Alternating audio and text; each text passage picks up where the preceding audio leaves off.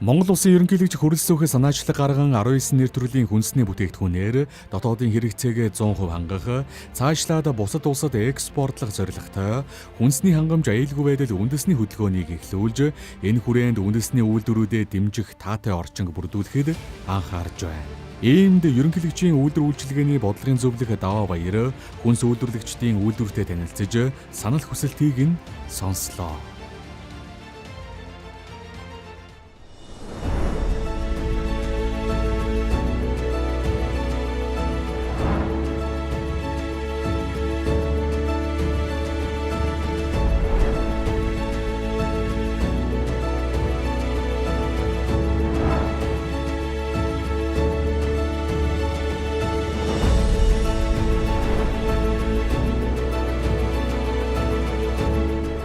Хүнсний хангамж аюулгүй байдал үндэсний хөдөлгөөний хүрээнд 36 дугаар тогтоол хүнсний хангамж аюулгүй байдлыг эрчимжүүлэх чиглэлээр төр хорооны чиглэл өгсөн тогтоол гарсан.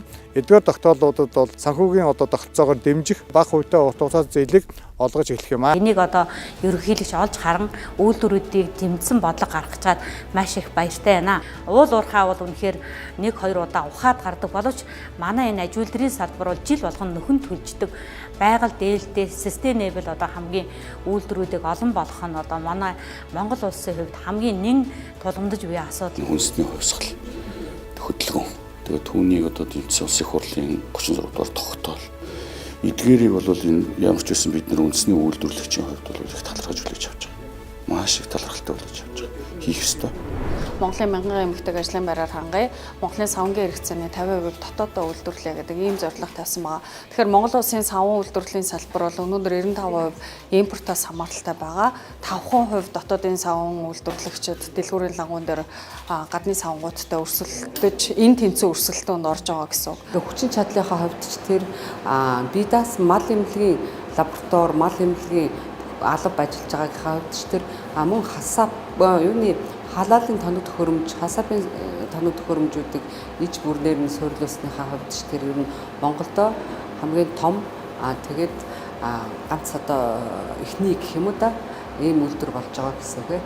За манай компани давуу тал гэвэл байгалийн сэргээгдэх нөөц буюу жимс, сүү, арт гэсэн бүтээгдэхүүнүүдийг инновац шингэн дэлхийн зах зээлээр буюу Монголын зах зээл дээр нэвтрүүлж байна. Үүнээс нийтдээ 5 гаруй гадаадын улсад экспорт хийдэг.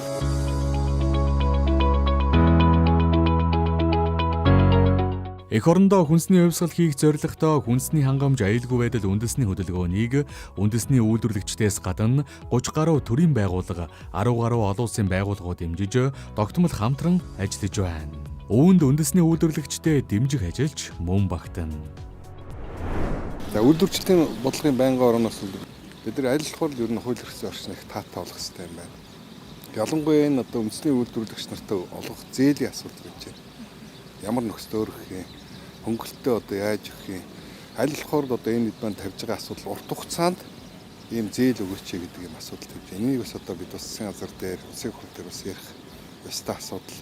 Их хурлын 36 дугаар тогтоол за сүүлд гарсан энэ засгийн газрын хэрэгжүүлэхээр эхэлж байгаа энэ үйл ажиллагааны хөтөлбөрт бол ялангуяа энэ эрчимцэн мал аж ахуйд хичээл эрсийн салбарт бол нэлээд тодорхой хэмжээний дэмжлэг байгаа. Ялангуяа татврын хөнгөлтүүд байгаа. За дээрэс нь санхүүжилтийн тал дээр ч гэсэн олон төрлийн хөнгөлт чөлөөлтүүдийг бас нэлээд төлөвлөж байгаа учраас ерөнхийдөө төрийн бодлого байгаа онж зөв хэрэгжиж чадвал 5 жилийн дотор бид нар бодиттой үр дүн гаргаж чадах юм байна. Ялангуяа энэ эрчимцэн мал аж ахуйн салбарт бол нэг том алхаж чадах ийм боломж байна. Том бүтээн байгуулалтанд хүндрэл бэрхшээл бишгүүл тулгарх юм.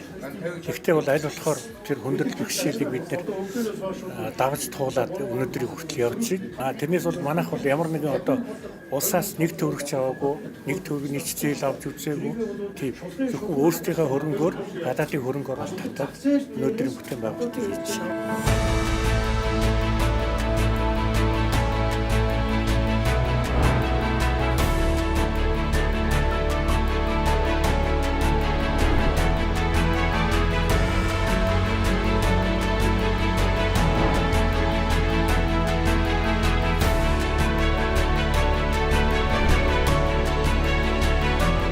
нийслэлийг өвөл сүүгээр хангах тийм төслийн хүрээнд баригдсан 40 хүүхрийн зогсоолттой хоногт нэг 500 тонн сүү тушаагаад ах юм ба. Тэгээ энийг бол одоо сая ерөнхийлөгчийн хүнсний бодлогын хүрээнд дэмжиж байгаад бид их бас баяртай байгаа. Эхний ээлжинд одоо дотоодын зах зээлийг хангая. Тэгээ явандаа одоо илүү гарч үйлдвэрлээд экспортлоо хийж байгаа байхгүй. Энэ сүүний чиглэлийн альпин ямаа Франц улсаас 300 ямаа энэ жил 7 сард оруулж ирсэн. Ингээд өсгөөд үржүүлэх гээд явж байна. Тэгээд одоо энэ жилийн 4-5 сарын үед бид нар анхныхаа төлөвийг хүлээж аваад тэр өдрөөс хойш одоо бидний сүүс үн бүтээгдэхүүн маань гарч эхлэх юм байна. Бидний хувьд юм 3 үе шаттайгаар өндөрлөс дахины одоо хамгийн орчин үеийн технологиор герман технологиор эцэмцэн аж ахуй байгуулж байгаа.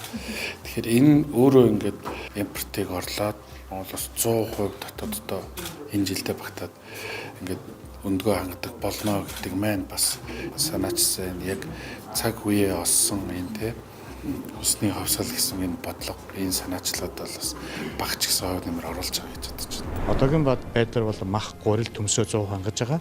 За нэг 10 сар гэхэд бол өндгөө 100% хангаж төлөвлөгөөтэй ажиллаж байна.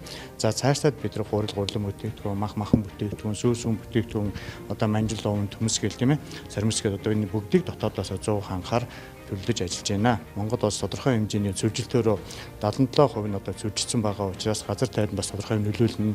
Одоо мал аж ахуйд бас нэг тодорхой хэмжээний нөлөөлнө тийм ээ. Тэр хүнсний асуудал бас ирээдүйд бас аягүй хүнд байдал руу бидний хүлээж байгаа учраас энэ хүнд асуудлыг давж гарах нь бол нэгдүгээр мод тарих. Тийм учраас тэргүй мод үндэсний хөдөлгөөн эрчимтэй явагдаж байна. Хүнсний хувьсгал үндэсний хөдөлгөөн эрчимтэй явагдаж байна. Энэ цаашлах юм бол Монгол хүний эрүүл аюулгүй амьдрах орчныг бүрдүүлж байгаа учраас эрүүл Монгол хүн үндэсний хөдөлгөөн гэдэг энэ гурван хөдөлгөөн бол хоорондоо салшгүй холбоотой.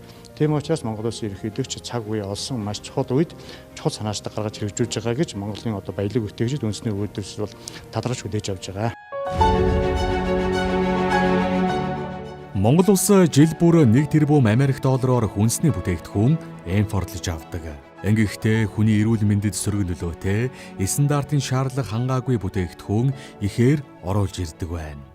Иймд ерөнхийлөгч хөрөлсөхийн санаачилсан хүнсний хангамж аюулгүй байдал, үндэсний хөдөлгөөн, Монгол улсын үндэсний аюулгүй байдал, ард иргэдийн эрүүл мэндэд эерэг нөлөө үзүүлэх томоохон ажил. Иймд ерөнхийлөгч хөрөлсөхийн санаачилсан хүнсний хангамж аюулгүй байдал, үндэсний хөдөлгөөн, Монгол улсын үндэсний аюулгүй байдал, ард иргэдийн эрүүл мэндэд эерэг нөлөө үзүүлэх томоохон ажил. Энэ ажлыг урагшлуулах гол хүмүүс нь үндэсний үйлдвэрлэгчид байх юм. За манай эрдэс фермексийн үйлдвэр нь байгалийн гаралтай эрдэс минералуудаар малын одоо генетик нөөц буюу тэр ашиг шимийг нь өндөр түвшинд авч Монгол мал түүний одоо түүх үеийг дэлхийн брэнд болоход нь гүүрэн олж ажиллана гэсэн юм зорилготой байгаа. За бид бол одоо өнөөдрийн байдлаар салбартаа яг энэ хагасруулсан бууз уяншныхаа салбарын 50 орчим хувийг бол дангаараа эзэлж хэрэглэгчдэд 16 төрлийн бүтээгдэхүүнийг одоо хүргэн үйлчилж байна. Мэдээж энэ хугацаанд бол маш их олон хүн хүч хөдөлмөрөөр энэхүү одоо бүтээгдэхүүн маань одоо бий болж байгаа. Одоо тэгэхээр та бүхний харж байгаа бүх үйлдвэрлэл маань 100% одоо хүний гараар бүтдэг ийм бүтээгдэхүүн байгаа. Манай компанийн гол зорилго бол импортоор Монгол улсад орж ирж байгаа бүтээгдэхүүнийг орлож дотооддоо хүн амын хэрэгцээг эрүүл чанартай за инновац гэсэн бүтээгдэхүүнээр хангахад компани маань гол зорилгоо орж байгаа.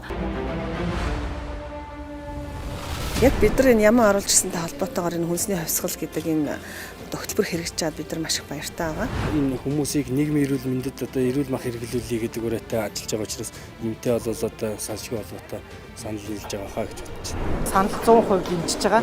Маш их тийм цаг үе олсон ийм олон давуу талуудтай. Үнэхээр шаардлагатай ийм хөтлөөр болсон гэж би мэрэгжлийн хүний хувьд энэ хүнсний салбарт одоо 50 гаруй жил ажиллаж байгаагийн хувьд их баяртай анх сонссон.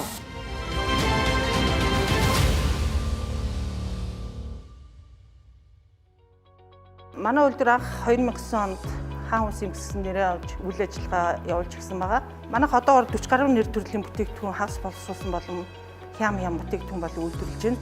Манай 40 гаруй нэр төрлийн бүтээгдэхүүн үйлдвэрлэдэг. За одоо бол энэ ферм бол ингээд хэдэн 1100 хүрийн хүчин чадалтай.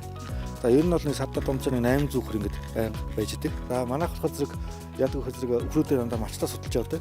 Ер нь бол ингээд тэр шүлхийний гэдэг юм уу таврын шинж тэмдэг илрэх хугацаа чинь ингээд 14-21 хоногийн хугацаанд илэрнэ.